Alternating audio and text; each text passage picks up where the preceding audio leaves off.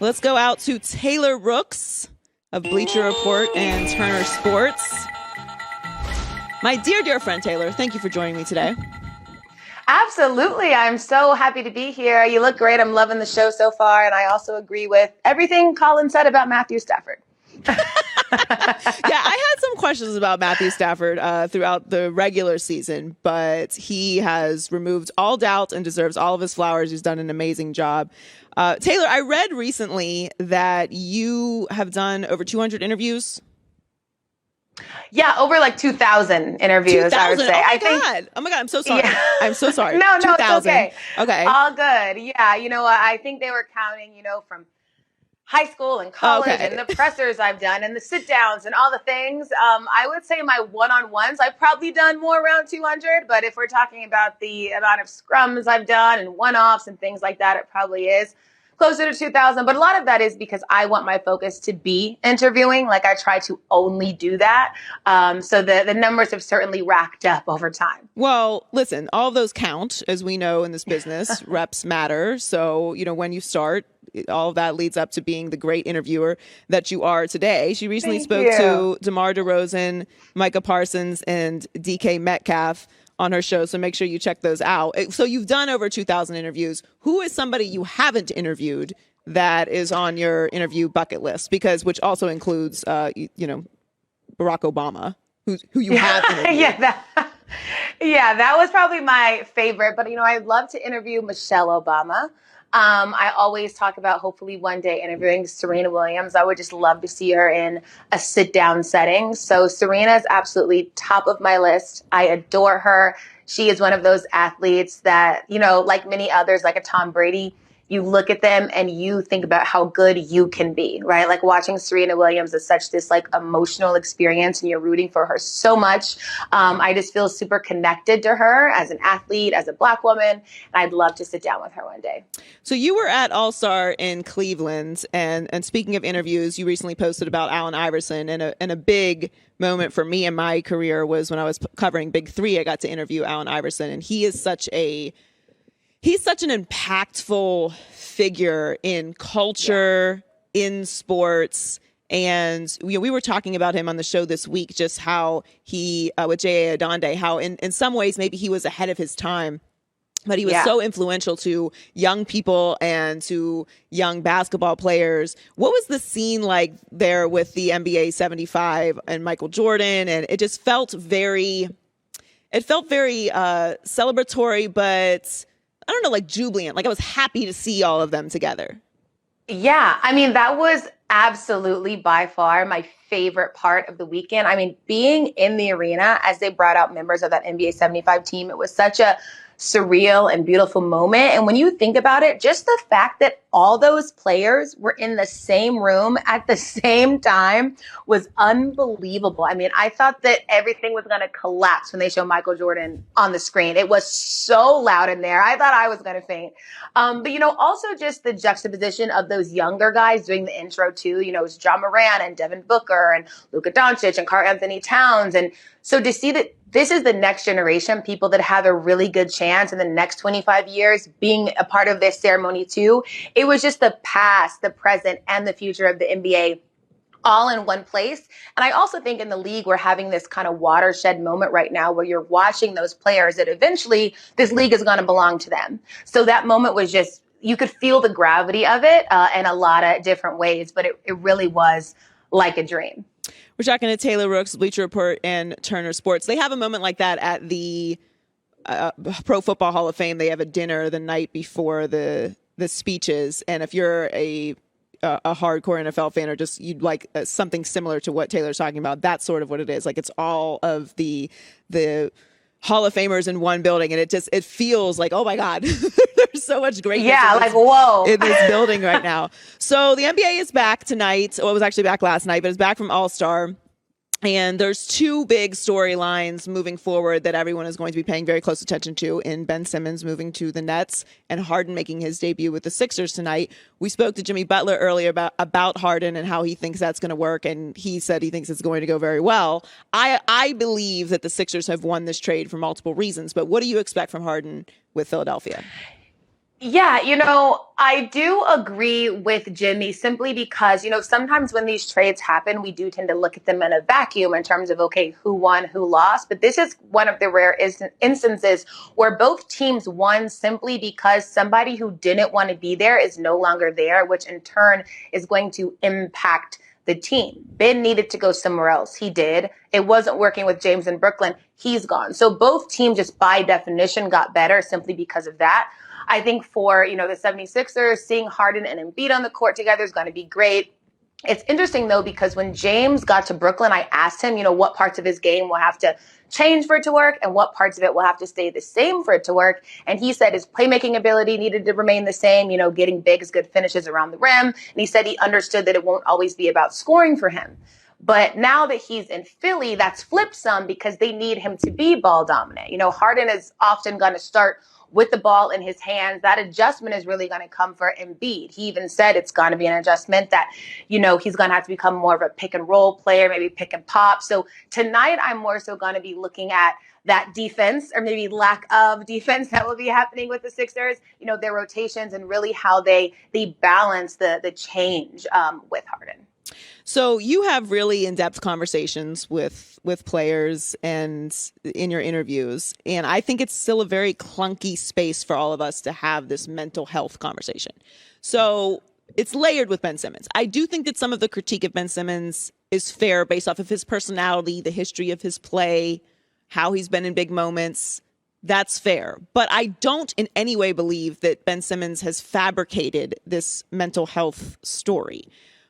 Now, crazier things have happened, but that's a pretty extreme thing to lie about in today's society. Like there will be drastic consequences if that turns out to be true. So, and he's not playing now, even though he is in Brooklyn. Like he's still coming back. So what is your opinion of really the whole conversation surrounding Ben Simmons and his exit from the Sixers, the mental health situation, and why he's not playing now that he's in Brooklyn?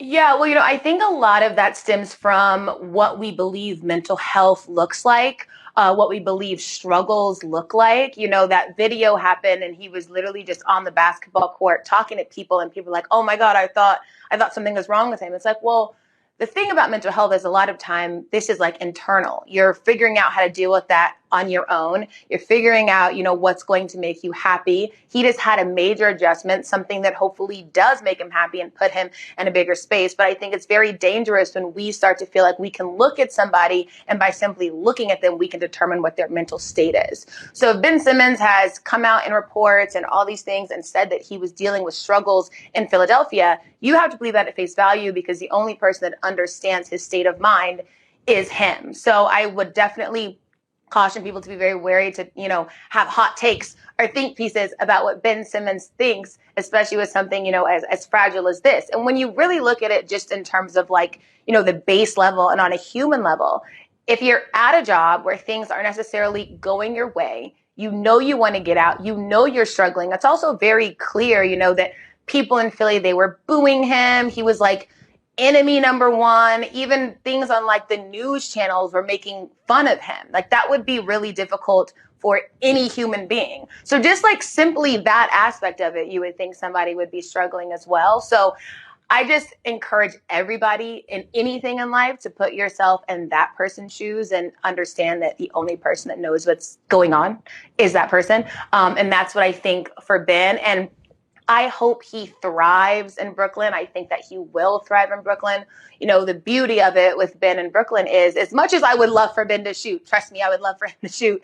The beauty of it is now he really doesn't have to. He's surrounded by shooters. He can focus on everything that he does well. He's an elite passer. He's an elite defender. He has an amazing ability to create. And this is really the perfect situation for him. So once his conditioning is on track, they feel like he's ready for, actual NBA gameplay. I think it's absolutely going to be a show in Brooklyn. I mean, it's Ben Simmons, Kevin Durant, and Kyrie Irving. It's going to be good. Kyrie Irving sometimes, but it's going to be good. Well, it's looking like he might get back full time, depending on what the New York City mandates are. We're talking to Taylor Rooks, Bleacher Report, and Turner Sports. If the former co-star in Philadelphia for Ben Simmons was Joel Embiid. It seems like he is the favorites, like he will win the MVP this year. Do you think he is the MVP? Yeah, I mean, he's having like probably the best season of his career. It doesn't seem like he's showing any signs of stopping. Right now at this moment, I would say him, but it's really fun because there's so many good people in the conversation. You know, you obviously have Embiid in there, but then you have people who want to talk about DeMar and the season he's having, and John the season that he's having. So it does tend to be a narrative vote. I really do try my best to look at what's happening on the court. I am a voter, and it gives me so much anxiety, but I love it. And I think that, you know, at this moment, it's probably Embiid, but there is season left. Big things can happen, but he's absolutely having an amazing season. Yeah, there is a lot that can still happen. We're out here in Los Angeles, and there is a lot happening with the Los Angeles Lakers. And I get it all the time, everywhere I go. Lakers fans wanting to know what to do, how to solve it, what's happening, why are we not, you know, number one and winning the championship, and you know, all that. I think it's very layered with the Lakers. I'm going to expound on this a little bit later in the show, but it just feels like everyone's trying to position for it's not my fault right now. And I hate that that's where they've gotten. But what is your opinion of what's going on with the Lakers right now? I mean, my opinion is they're going to have to do something to figure it out. I don't necessarily know what that thing is at this moment, but what's happening right now isn't working. And I think that was probably the biggest storyline of the trade deadline, was the fact that nothing happened for them. But the thing about the Lakers, but specifically LeBron, is that when he is on your team, there's always going to be a major microscope on everything that is happening. And when things go wrong, people are like, oh, it was GM LeBron. Or when things go right, they're like, oh, it's because it was LeBron. Like, that's just the nature of how it's always going to be. It doesn't matter the team that LeBron is on. But I say that to say that means that when things are going wrong, they also are going to look to LeBron to fix it. And I think that he also, in a lot of ways, looks at himself to fix it too. As much as I wanted this Westbrook situation to work, it feels like it isn't. But I don't think that that has anything to do with Westbrook as a player. It has to do with Westbrook and his situation, the same way it does with every single player. I don't think these conversations about whether or not, you know, Westbrook is elite, as we say, or Westbrook is as good as we say, are fair. Westbrook is actually very obviously, you know, an elite player and a talented player and all the things we dream of him to be, but maybe the situation just wasn't the right one for him. And I think that once that's figured out, everything will be okay. Also keeping AD healthy, you know, it breaks my heart every time he goes down, just to feel like your body is betraying you in that moment. So, you know, it's health issues, it's personnel issues, it's a bunch of things, but I would caution, you know, Laker fans to know, like, it's okay. This happens to teams. You guys won a championship. I can't say that about my team. But all these things, they ebb and flow, and that is the nature of the NBA. Yeah, Taylor, Lakers fans and Los Angeles in general, we're not very measured with our expectations of things. Yeah. So that's all I ever say when someone comes to talk to me about the Lakers. And like, expectations need to be rational with this team, but they aren't. And I think that's a big part of it. And as you mentioned, AD being healthy. So I want to ask you really quickly a little bit about the NFL. Obviously, the big story right now is Aaron Rodgers and what he's going to do. I don't know what Aaron Rodgers is thinking or planning ever. And I feel like I'm just like on the strings, like with everybody else, but like that's fine. That's where I am. This is what I do. So, but that's what's happening. I think that Aaron Rodgers, for multiple reasons, should leave Green Bay. I think for his legacy, I think that the story has hit a wall. I think the ability for the Packers moving forward based off of their cap situation has also hit a wall for what they should expect to do in the postseason. So I think it would be best served for him to leave Green Bay. What do you think Aaron Rodgers should do? Because we have no idea what he's going to do. Yeah, I mean, it's one of those things where the answer seems obvious. Like, Aaron Rodgers absolutely should leave Green Bay. You know, it's that relationship that you're in that you've told everybody you don't want to be in, that you don't necessarily know how to get out. You decide you're going to give it like one more go, and then everything still doesn't work. If any of my girlfriends told me that, I'd say, okay, let's go. It's time to leave. And I think that Aaron Rodgers is, probably feeling that way too. But, you have an affinity to this team. He loves the Packers. He loves the fans. He loves his teammates. That is one thing about Aaron Rodgers. You never hear anybody say that he is a bad teammate. So whatever issues he's having with, the front office, that is not permeating to, his brothers on the field and the product that he's putting out. He still is playing at a high level, of course. But I do think it is time to go. I think that we all saw that writing on the wall when he was upset about Jordan Love, and not being consulted in that decision. And I'm a firm believer that wherever you are happiest at is probably where you will thrive at. Will you succeed at? Will you play the best at? And I just don't know if the Packers give him that environment at this moment in time. It's just something like we saw with Odell, right?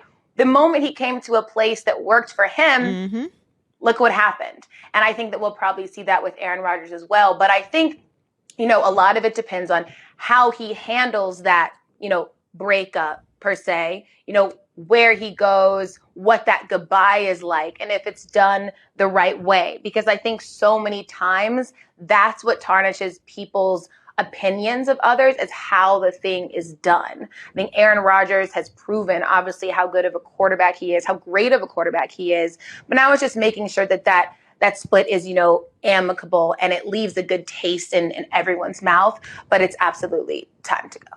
I agree. I actually thought of someone I want you to interview. You haven't interviewed Bill Belichick, right? I haven't, but I would love that. We need to sit down with Taylor Rooks and Bill Belichick. Hey, speak it, Joy. This has to happen. Listen, we're going to get all the tea about that dynasty eventually once Bill retires, because Tom's done. Tom's not coming back, right? I say Tom doesn't come back. But I don't know. I was having a conversation with my friends about this the other day. Could you see him just having like a backup QB role on a team to kind of be around the game, kind of nurture a young QB coming up? I just don't know how long he can stay away from it. I don't either. But that is someone, he loves it so much. I'm like, is he going to coach? I don't know if I see him in the booth. I don't know, on a team in some capacity.